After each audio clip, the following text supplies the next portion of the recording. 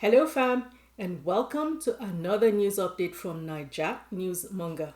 Please remember to like, share, comment and subscribe if you haven't done so already. Remember subscription is free fam, and it also means you won't miss any updates, and Naija News Monger can have a Merry Christmas. Is that not a win-win for everybody? So bikonu fam, make una do it, make una subscribe, and thank you. God bless you as you do so.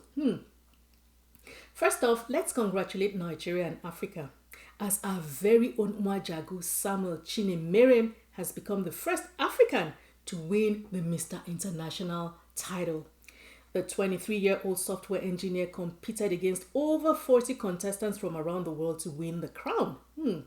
The competition, which was the 16th edition of the Mr. International pageant, held on December 14th in Bangkok, Thailand, bringing together contestants showcasing their talent and celebrating diversity on a global stage.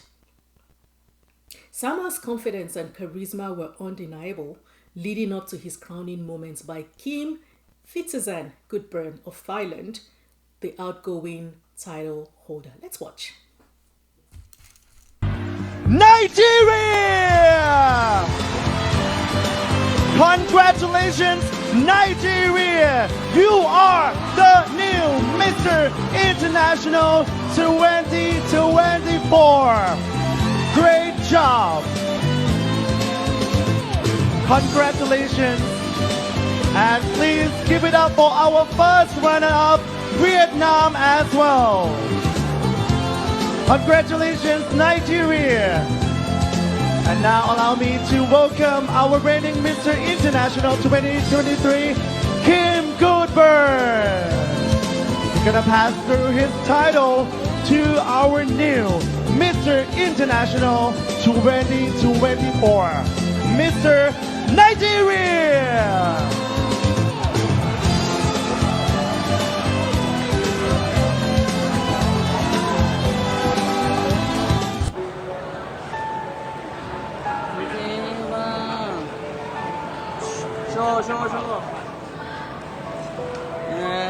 Bye-bye. Okay, we're currently live with the 16th Mr. International 2024 and the first from Africa. Okay, so how are you feeling right now? Well, I feel great. It's a dream come true for me. So when you were standing next to Mr. Vietnam during the announcement of winner, what was going through your head? Well, I was at that point. I'm grateful because I believe that each and every contestant really puts in the work and efforts to be here. So with or without the crown, I see each and every one of us as king. So standing there at that moment and hearing my name signaled to me that it is time to make a difference. It's time for you to pick up a huge responsibility and inspire the world. Okay, did you ever expect to win the title? Really? Yes. What made you think the judges chose you to be the winner? I believe this international organization has the qualities they are looking for. And looking at Mr. Kim's achievements over the years, looking at his impact in the industry, I believe that the judges did the best. Okay, so for the people that doesn't know anything about you, what's interesting about this year's Mr. International? Well, this is my first time competing in an international pageant, and this is actually the first time I'm leaving my country, Nigeria. First time to go outside Nigeria. Yes. Wow. It's my first time doing this, and it's a message to each and every one of us that we don't have to be great to start in life. We have to start to be great. When life beats you down and when you're faced with challenges and constantly reminded that you're not enough, always remind yourself that you are more than enough to enter into any space and be great. So this is a very proud moment for your country. Yes. So the Nigerians, we've seen that they've been rallying behind you throughout your journey. Your message to everyone in Nigeria. Thank you. Saying a big thank you to Nigerians and everyone.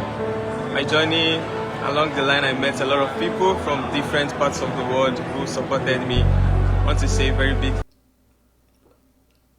In his appreciation speech, Samuel shared an inspiring message. He said, "I feel very great and I'm very happy for the support each and every one of you gave me throughout this journey. My message is a message of hope and resilience.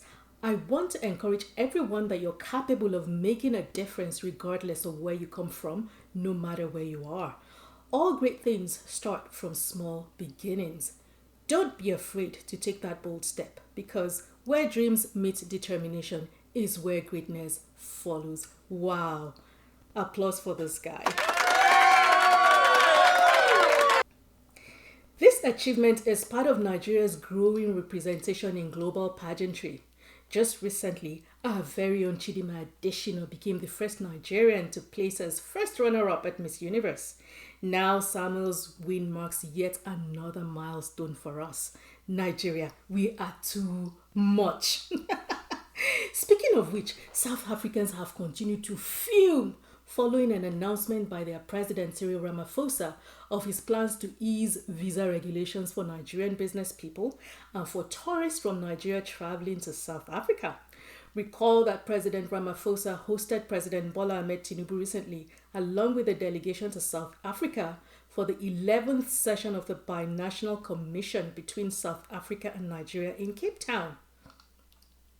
President Ramaphosa said, "We look forward to seeing more Nigerian companies investing in South Africa. In fact, we want to see Nigerian products on the shelves of South African shops." Our efforts to create a favorable environment include a simplified visa process for Nigerian business people to travel to South Africa. Qualifying Nigerian business people can be granted a 5-year multiple entry visa. He said qualifying. He also said in addition, tourists from Nigeria are now able to apply for a visa without even submitting a passport. We expect that this 11th session of the Binational Commission will enable us to consolidate cooperation in a number of areas. South Africans have been fuming since then, calling Nigerians indescribable names, including mother effers. Just watch this video. Yo, what's happening, guys? It's your boy Uncle P. Guys, I am annoyed, I am irritated. The ANC and Cyril Ramaphosa have betrayed South Africa. The audacity to open borders to Nigerians. Which company can you guys name here in South Africa that belongs to Nigeria, that is literally benefiting this country? How many businesses of Nigerians here that hire South Africans? Go to Bridge Street, go to Sunnyside, go to all these places. How many of these companies that Nigerians run, these cell phone businesses that sell stolen cell phones, stolen laptops? We all know that the police don't shut down, that hire South Africans. How many South Africans here, name a Zulu person, a Xhosa, a Venda, a Swati, a Pedi, a Tswana, and Ndebele. Name any South African that needs or that uses Nigerian products, that we need them in the shelves. Which South African culture needs anything from Nigeria that we need them so badly in Pick and Pay in Spar? Please name any of their products that we actually use now, that we need it so badly that we need to give Nigerians free access to the country. How does it make sense to allow people to enter a country without a passport, the need of a passport? That whole nation is a shithole. There are unregistered people in that country, over 100 million unregistered individuals. And you want to give these motherfuckers free entry into this country?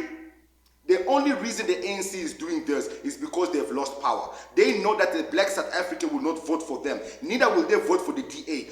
The creation of the MK has shaken them and has made them realize that they've lost power. Now they are trying to bring in foreigners into the country in order to legalize these people. 5 years permit, multiple entry, gives these motherfuckers residency in this country.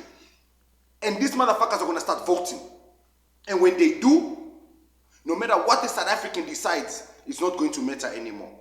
This is what the ANC and the DA had planned all the time. I told you guys when they were digitizing these things, because they know Nigerians are good with scams. They knew they will enter into these systems and legalize themselves. This is all a plan. I told you they wanted to eliminate South Africans. They wanted to take this country. South Africa has a land mass of 1.2 million. Nigeria 900 and something thousand. With 230 million people. Therefore, South Africa can afford to take 100 million Nigerians and drop them here. They might even drop 60 million Nigerians in the next year. Look at how quickly they are trying to get into the country. The South African passport already has lost its value in many, many countries. A lot of countries are trying to get rid of foreigners. They are tired of foreigners. And South Africa opens borders to the worst type of foreigners in the continent, in the world. The one type of foreigners that nobody wants, Nigerians. You open the country to them? The fuck is wrong with you? And this is despite the voice of reason that they have in the person of Julius MALEMA. Watch. They own properties. Nigerians in that entertainment industry, they are not competing with South Africa. They are competing with America. When you see a Nigerian artist, when you see a music video of a Nigerian, you will mistaken it for Americans. They are moving. You are busy with machete. People are working on themselves. People are beginning to appreciate. Thank you, Jare Julius MALEMA. You be correct, guy. That's South Africa. You know, fit you come to Nigeria. We welcome brains and brawn like you. South Africans, if you hate Nigerians so much, can you please remove all your businesses such as MTN, MultiChoice, Standard Bank, Protea Hotels, Mr. Price, South African Airways, PEP, Game, Famous Brands, and Spa, to name a few, from our SHIT hole, so that we can replace them with our homegrown businesses fit for mother effers, as you call us. Enough is enough. The way that guy is sweating, you will know that what is paining him is not visa. Àwọn ọmọge onídìí ńláńlá South Africa tí fine Naija guys not ti gbà lọ́wọ́ wọn ló ń dùn wọ́n. Díẹ̀ la ṣì gbà ó. Àì máa gba gbogbo ẹ̀ pátá lọ́wọ́ wọn. Then they will now come and be crying on social media.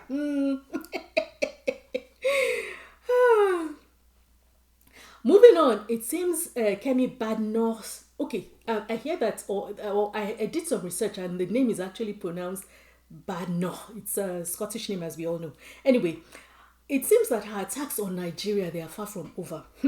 She was recently quoted as saying, "My experience with the Nigerian police was very negative. However, my experience with the British police was very positive when I came to the UK. The police in Nigeria will rob us. When people say I have this bad experience with the police because I'm black, I say, well, I remember the police stole my brother's shoes and his watch. It's a very poor country. People do all sorts of things." Kemi went on to say her encounter with police in the UK was remarkably different. That is not the bar we would use, or we should use, for the British police. When I was burgled, for example, the police were there. So they can even boggle. They boggle, now they boggle. Okay. You see, this is why I said in one of my last updates that Nigerians should just leave Kemi alone and pay her no mind. When Rishi Sunak, of Indian origin, was the British Prime Minister, he practiced all his traditions right there at 10 Downing. Kò rán anybody iṣẹ́.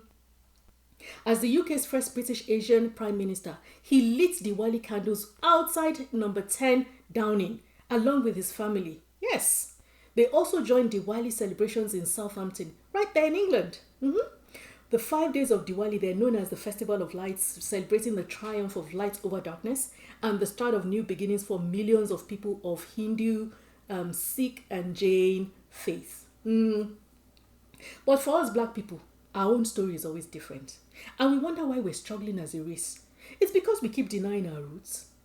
As for Kemi, she must be terribly ignorant to say Nigeria is poor. Bad governance is not the same as poverty, Sisi Kemi. In fact, I make bold to say Nigeria is one of the richest countries in the world. From gold in Zamfara. Oh yes, plenty of it, in fact, and that's one of the reasons why Boko Haram will not let them rest, because they want to control it. We also have gold in Elisha, coal in Enugu, groundnuts in Kano, not to talk of our intelligent human capital, showing their metal all over the world. All these resources can still be revived whenever we wake up from our collective slumber. Benny.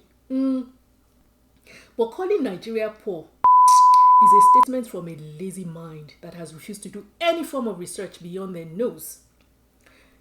Sisi Kemi, you're on your way up now, but my advice to you is to look behind you to see what happened to other prime ministers, if at all you get to 10 Downing.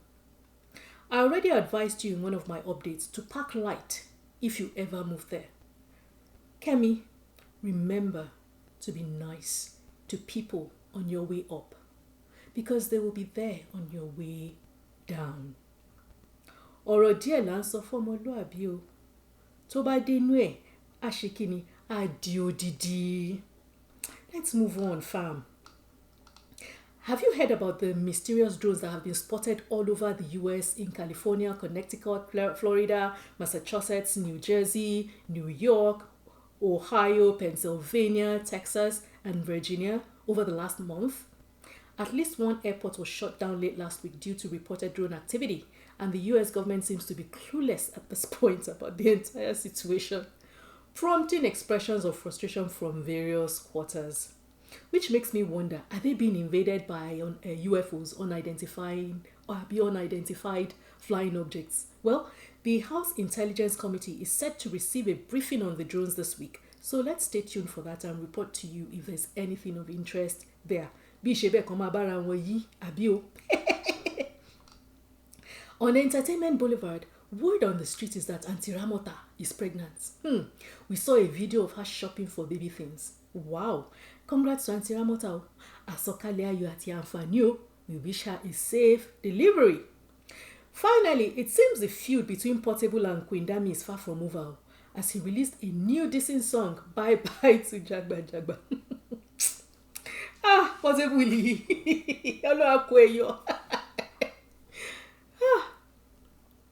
All that said, the unconfirmed word on the street is that Queen Dami is begging Portable to take her back. I've also heard that Portable is begging Dami to come back. So, fam, do you think there's the possibility that these two will get back together? People are really placing bets on it on the street, so they say yes, it's going to happen. Drop a comment in the comment section. Let's have a conversation about this. Also, for more conversations, visit our Facebook page. Yes, so we've started that too. And make your voice heard. That's where it's at, fam, because we can have some really robust discussions there. So what are you waiting for? Visit us there. Anyway, we've come to the end of today's update. Don't forget to like, comment, share, and subscribe. And I will see you in the next one. Till then, fam, it's Aiga Fu, say Anjima. O Dabo.